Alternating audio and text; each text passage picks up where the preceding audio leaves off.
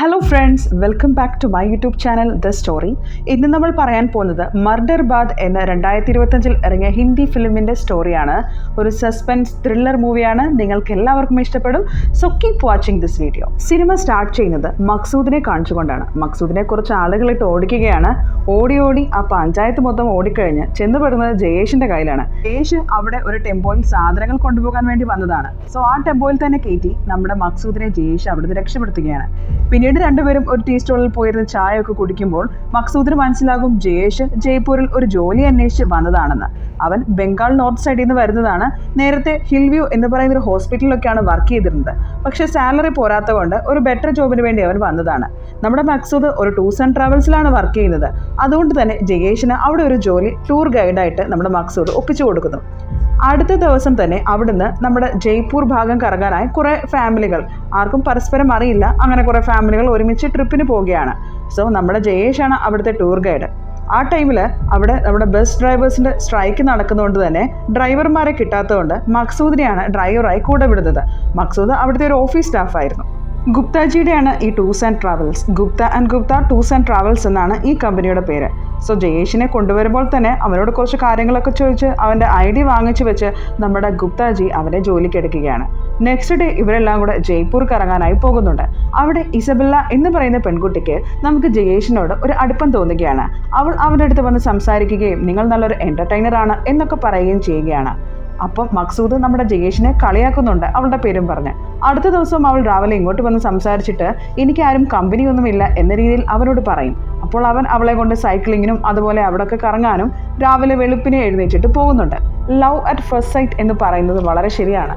കാരണം ഒരു ദിവസം കൊണ്ട് തന്നെ ഇവർ രണ്ടുപേരും നന്നായി അടുക്കുന്നുണ്ട്. പിന്നീട് അവർ 2-3 ദിവസം കൊണ്ട് ആ ഏരിയയൊക്കെ കറങ്ങുന്നത് ഒരു പാട്ടിൽ കൂടെ കാണിക്കുന്നുണ്ട്.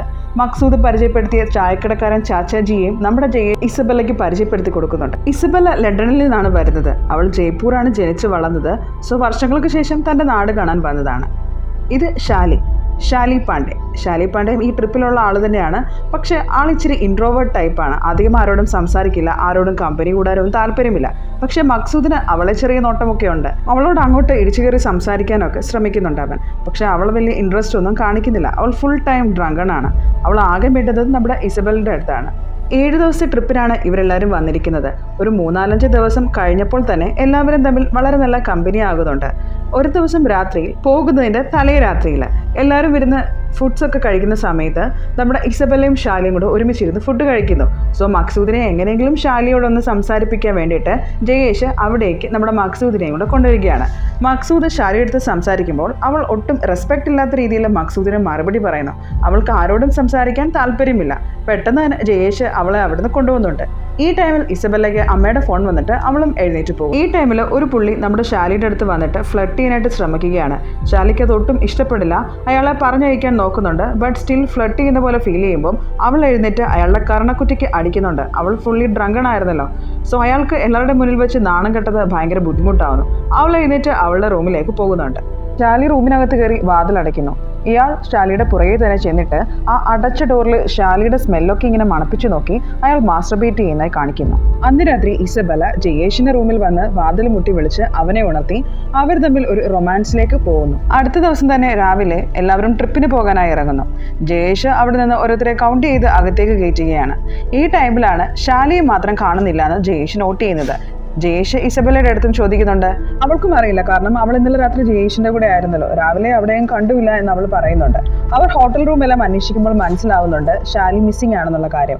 കൂടാതെ അവിടുത്തെ ഹോട്ടൽ മാനേജറിന് ഷാലി താമസിച്ച റൂമിന്റെ താക്കോല് പുറത്തെ ബാക്ക് യാർഡിൽ നിന്ന് കിട്ടുന്നുമുണ്ട്. ഷാലിയുടെ റൂം പുറത്തു നിന്ന് പൂട്ടിയിട്ടുമുണ്ട്. അങ്ങനെ ഇവർ പോലീസിനെ ഇൻഫോം ചെയ്യുന്നു.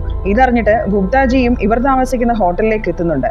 അവിടെ വന്ന റൂമെല്ലാം പോലീസുകാർ ചെക്ക് ചെയ്തതിനു ശേഷം CCTV ക്യാമറ നോക്കുമ്പോൾ ഷാലിയുടെ പുറകിനെ നടന്ന് മാസ്റ്റർബേറ്റ് ചെയ്ത ആളെ പോലീസ് കാണുന്നുണ്ട്. അയാളെ ക്വസ്റ്റ്യൻ ചെയ്യാനും അതുപോലെ തന്നെ ഗുപ്താജിയെയും കൂടെ ഇവർ പോലീസ് സ്റ്റേഷനിലേക്ക് കൊണ്ടുപോകുന്നുണ്ട് കൂടുതൽ ഡീറ്റെയിൽസ് അറിയാൻ. ഷാലിയെ കാണാനില്ല എന്ന് അറിഞ്ഞപ്പോൾ തൊട്ട് മക്സൂദ് ആകെ ടെൻഷനിലായിരുന്നു. പോലീസ് വന്നതിന് ശേഷം അവനെ അവിടെ നിന്ന് കാണുന്നുമില്ല. പോലീസുകാർ അവിടെ ഹോട്ടലിലുള്ള എല്ലാ CCTV ക്യാമറയുടെ വിഷ്വൽസും കൊണ്ട് ഗുപ്താജിയെയും ആ ശല്യപ്പെടുത്തിയ ആളെയും കൊണ്ട് പോലീസ് സ്റ്റേഷനിലേക്ക് പോകും. അവിടെ ചെന്ന് ആ ശല്യപ്പെടുത്തിയ ആളെ ക്വസ്റ്റ്യൻ ചെയ്യുമ്പോൾ അയാൾ അത് കഴിഞ്ഞ് അയാളുടെ റൂമിൽ പോയി ഉറങ്ങിയെന്ന് പോലീസുകാർക്ക് മനസ്സിലാവുന്നു. ആ ടൈമിലാണ് അവരൊരു CCTV ക്യാമറയുടെ വിഷ്വൽ ശ്രദ്ധിക്കുന്നത്. അതിനകത്ത് മക്സൂദ് ഷാലി പാണ്ഡെയുടെ ഒരു വലിയ പെട്ടിക്കകത്ത് എന്തോ വലിച്ചഴിച്ചുകൊണ്ട് ബേസ്മെന്റിലേക്ക് പോകുന്നതായിട്ട് കാണുന്നുണ്ട്. സോ അങ്ങനെ പോലീസുകാർ മക്സൂദിനെ അന്വേഷിക്കാനായിട്ട് ഓർഡർ ഇടുന്നു. മക്സൂദ് ഈ സമയം ആ ടൂർസ് ആൻഡ് ട്രാവൽസിന്റെ വണ്ടിയും കൊണ്ട് ബോർഡർ കടക്കാനായി നിൽക്കുകയായിരുന്നു. എല്ലാ പോലീസ് സ്റ്റേഷനിലും പോലീസുകാർക്കും ഈ ഇൻഫർമേഷൻ കിട്ടിയോണ്ട് തന്നെ മക്സൂദിന് രക്ഷപ്പെടാനായില്ല. പോലീസുകാർ അയാളെ പിടിച്ചിട്ട് നമ്മുടെ കേസ് അന്വേഷിക്കുന്ന പോലീസ് ഉദ്യോഗസ്ഥനെ ഏൽപ്പിക്കുകയാണ്. അവർ മക്സൂദിനെ ഒത്തിരി ഉപദ്രവിച്ചിട്ട് സത്യം ചോദിക്കുന്നുണ്ട്. അപ്പോൾ മക്സൂദ് പറയുന്നത് എല്ലാം ജയേഷിനറിയാമെന്നാണ്. എന്താണ് അന്ന് രാത്രി അവിടെ നടന്നതെന്ന് പോലീസുകാർ ചോദിക്കുമ്പോൾ മക്സൂദ് ആ കഥ പറയുന്നു. ഷാലി പാണ്ഡെയ്ക്ക് ഇൻസൾട്ടായി എന്ന് വിചാരിച്ച് മക്സൂദ് ഒരു സോറി പറയാൻ വേണ്ടി അവരുടെ റൂമിലേക്ക് വരുന്നതാണ്. പക്ഷെ അവർ വീണ്ടും ഇൻസൾട്ട് ചെയ്യുന്ന രീതിയിൽ മക്സൂദിനോട് സംസാരിക്കും. മക്സൂദ് ആ സമയം എനിക്ക് നിങ്ങളോട് ചെറിയൊരു ഇഷ്ടമുണ്ട്, പക്ഷെ അത് കണ്ടിന്യൂ ചെയ്ത് പോകണം എന്നൊന്നുമല്ല ഞാൻ പറയുന്നത്, ആ ഇഷ്ടം പറഞ്ഞേ ഉള്ളൂ എന്ന് പറയുന്നു. അതുകൂടെ കേൾക്കുമ്പോഴത്തേക്കും ഷാലി പാണ്ഡെ നമ്മുടെ മക്സൂദിനെ ഒത്തിരി ഇറസ്പെക്ട് ചെയ്ത് സംസാരിക്കുന്നുണ്ട്. ഇതെല്ലാം കൂടെ കേട്ട് അയാൾക്ക് ദേഷ്യം വരുന്നു. കൂടാതെ മക്സൂദിന്റെ അമ്മയ്ക്കും വിളിക്കുന്നുണ്ട്. ഇത് കേട്ട് മക്സൂദിന് ശരിക്കും ദേഷ്യം വരുന്നുണ്ട്. അവസാനം ഈ വാക്ക് തർക്കം കയ്യാങ്കളി പോലെ ആവുന്നുണ്ട്. അയാൾ അവിടെ നിന്ന് ഫ്ലവർ ഫേസ് എടുത്ത് ഷാലി പാണ്ഡെയ്ക്ക് 2 അടിയും കൊടുക്കുന്നുണ്ട് ആ ദേഷ്യത്തിന്. പക്ഷെ കൊല്ലണമെന്ന് വിചാരിച്ചായിരുന്നില്ല. പേടിച്ചു പോയ അയാൾ ഷാലി പാണ്ഡെയുടെ പെട്ടിയിൽ തന്നെ അവളെ ആക്കി റൂമിന്റെ താക്കോല് പൂട്ടി അതെടുത്ത് പുറത്തെറിഞ്ഞിട്ട് ബേസ്മെന്റിൽ കൂടെ അവളെ വലിച്ചോണ്ട് പോകുന്നു. മക്സൂദ് ഈ പെട്ടി വലിച്ചോണ്ട് പോകുന്നത് റൊമാൻസ് എല്ലാം കഴിഞ്ഞ് ബാൽക്കണിയിൽ സിഗരറ്റ് വലിച്ചോണ്ടിരുന്ന ജയേഷ് കാണുന്നുണ്ടായിരുന്നു. ജയേഷ് അപ്പോൾ തന്നെ ഒരു ഷർട്ടുമിട്ട് മക്സൂദിന്റെ പുറകിൽ ഓടിച്ചെല്ലുന്നു. മക്സൂദ് ജയേഷിനോട് സത്യങ്ങളെല്ലാം പറഞ്ഞ് അവനെ കെട്ടിപ്പിടിച്ച് കരയുന്നുണ്ട്. ജയേഷിന് മനസ്സിലവ് തോന്നിയിട്ട് ആ പെട്ടി തുറന്ന് നോക്കുമ്പോൾ ഷാലി പാണ്ഡെയ്ക്ക് ചെറിയ ശ്വാസമുണ്ട്. സോ ഞാനിവളെ ഹോസ്പിറ്റലിൽ കൊണ്ട് രക്ഷിക്കാമെന്ന് പറഞ്ഞിട്ട് മക്സൂദിനെ പറഞ്ഞ് ഹോട്ടലിലേക്ക് വിട്ടിട്ട് ജയേഷ് ആ പെട്ടിയുമായി റോഡിലേക്ക് ഇറങ്ങുന്നു. റോഡിലിറങ്ങുമ്പോഴാണ് നമ്മുടെ ചാച്ചാജി ചായക്കടക്കാരൻ സൈക്കിളിൽ വരുന്നത്. സോ അയാളുടെ ഹെൽപ്പോട് കൂടി സൈക്കിളിൽ തന്നെ ഷാലി പാണ്ഡെ വെച്ചുകൊണ്ട് അവർ 3 പേരും പോകുന്നതാണ് മക്സൂദ് അവസാനമായി കണ്ടത്. പോലീസുകാർ ബാക്കിയുള്ള ടൂറിന് വന്നവരോടൊക്കെ ഹോട്ടലിൽ തന്നെ സ്റ്റേ ചെയ്യണം, ഇപ്പോൾ വീട്ടിൽ പോകാനാകില്ല എന്ന് പറഞ്ഞിട്ടുണ്ടായിരുന്നു. ഒത്തിരി സ്ട്രെസ് ആകുമ്പം ഇസബെല്ലെ അടുത്തുള്ള റൂമിലെ ഒരാളുടെ വണ്ടിയും എടുത്ത് ജയേഷിൻ്റെ കൂടെ പുറത്തു പോന്നു. അവർ 2 പേരും ഡ്രിങ്ക്സോ കഴിക്കുന്നുണ്ട്. തിരിച്ചു വരുന്ന വഴിക്കാണ് ജയേഷിന്റെ കാർ തട്ടി ഒരു സൈക്കിളും ആളും കൂടെ കുളത്തിലേക്ക് വീഴുന്നത്. ഇസബെല്ല പറയുന്നുണ്ട് നമുക്ക് ആരാണെന്ന് നോക്കാമെന്ന്. പക്ഷെ ജയേഷ് പറയും നമ്മൾ ഡ്രങ്കണാണ്, പോലീസ് പിടിച്ചു കഴിഞ്ഞാൽ പ്രശ്നമാകും, അതുകൊണ്ട് നമുക്ക് എത്രയും പെട്ടെന്ന് നമ്മുടെ റൂമിലേക്ക് പോകാമെന്ന് പറഞ്ഞിട്ട് അവർ പേടിച്ച് വിറച്ച് റൂമിലേക്ക് പോവുകയാണ്. അടുത്ത ദിവസം ഇസബെല്ല രാവിലെ കണ്ണു തുറന്ന് നോക്കുമ്പോൾ ജയേഷിന്റെ പൊടി പോലും അവിടെങ്ങുമില്ല. അവൾ ഒരു സിഗരറ്റ് വലിക്കാനായി ആ സിഗരറ്റിന്റെ ഡെപ്പി എടുത്ത് നോക്കുമ്പോൾ അതിനകത്ത് ഒരു കീ മാത്രം കാണുന്നു. ആ കീ ജയേഷ് റെന്റിന് താമസിക്കുന്ന റൂമിന്റെ കീ ആയിരുന്നു. ഇസബെല്ല റൂമിൽ പോയി ചെക്ക് ചെയ്യുമ്പോൾ ഷാലിയുടെ ഡെഡ് ബോഡി അവിടുന്ന് കിട്ടും. അവൾ അത് പോലീസിനെ അറിയിക്കും. പോലീസ് ജയേഷിനെ കുറിച്ച് ഇസബെല്ലയോട് കുറെ കാര്യങ്ങളൊക്കെ ചോദിച്ചു മനസ്സിലാക്കുന്നുണ്ട്.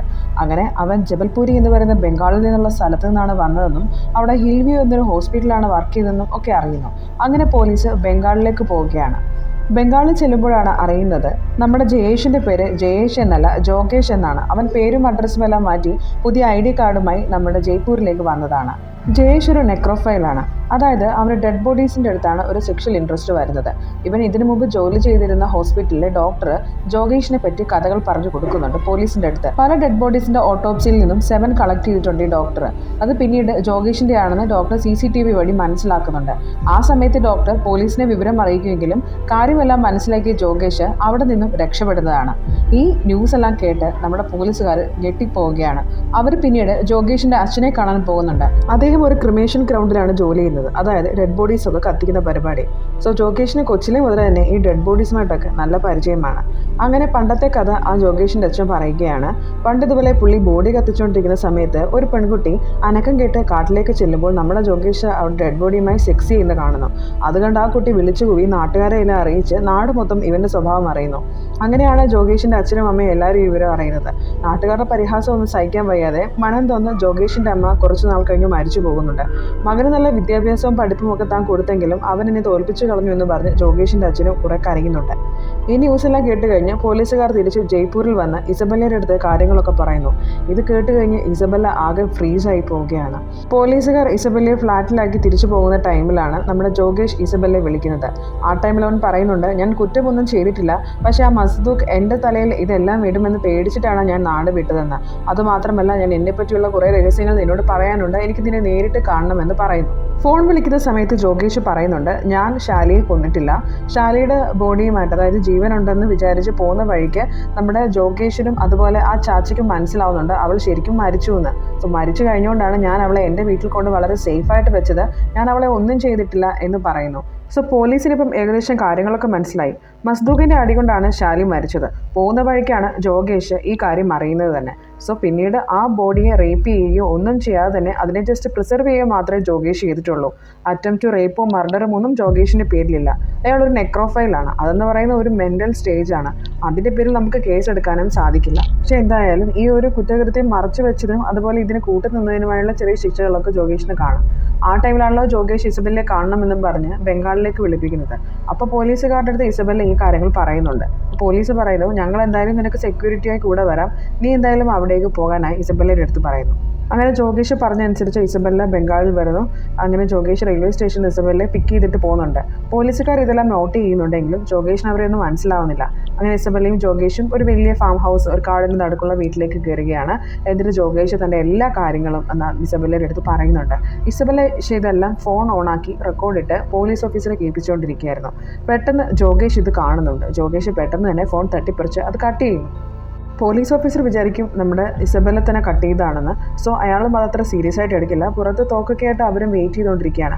കുറേ നേരം കഴിഞ്ഞ് അനക്കമൊന്നുമില്ലാതായപ്പോൾ ഇവരോടെ അകത്ത് ചെല്ലുമ്പോഴേക്കും ജോഗേഷ് ഇസബെല്ലയെ കൊന്നിട്ട് അവളെ ഒരു മണവാട്ടിയെ പോലെ ഒരുക്കി കല്യാണമൊക്കെ കഴിച്ചിങ്ങനെ വെച്ചിരിക്കുകയാണ്.